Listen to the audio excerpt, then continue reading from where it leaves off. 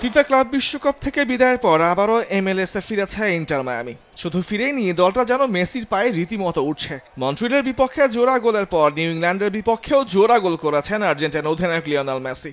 মেসির জোড়া গোলে এবার নিউ ইংল্যান্ডকে 2-1 গোলে হারিয়েছে ডেভিড বেকহ্যামের ক্লাব ইন্টার মায়ামি। অবশ্য নিউ ইংল্যান্ডের সঙ্গে ভালোই লড়াই করতে হয়েছে মায়ামিকে। বল দখলে মায়ামি এগিয়ে থাকলেও আক্রমণে এগিয়ে ছিল নিউ ইংল্যান্ড। তবে প্রথমে এগিয়ে যায় ইন্টার মায়ামি। প্রথম হাফেই 2 গোল করেন মেসি। ম্যাচের 27 মিনিটে নিউ ইংল্যান্ডের ডিফেন্ডারদের ভুলে ক্লিয়ারেন্সের বল পেয়ে যান মেসি। ডি বক্সের ভেতর থেকে নেওয়া শট আটকাতে পারেনি প্রতিপক্ষের গোলরক্ষক। মেসির গোলে লিড পায় মায়ামি।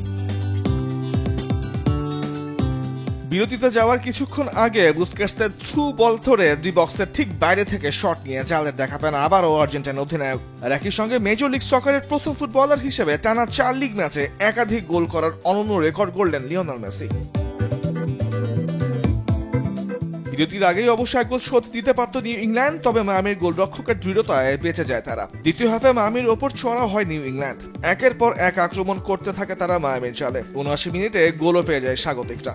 দূরপাল্লা শটে জাল খুঁজে নেন কার্লোস গিল। তাতে কিছুটা চাপে পড়লেও ম্যাচে এতে কোনো প্রভাব পড়েনি। শেষ পর্যন্ত 2-1 গোলের জয় নিয়ে মাঠ ছাড়ে মেসির দল।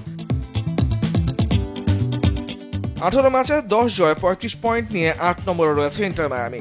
অপরদিকে 20 ম্যাচে 24 পয়েন্ট নিয়ে টেবিলের 21তম স্থানে রয়েছে নিউ ইংল্যান্ড।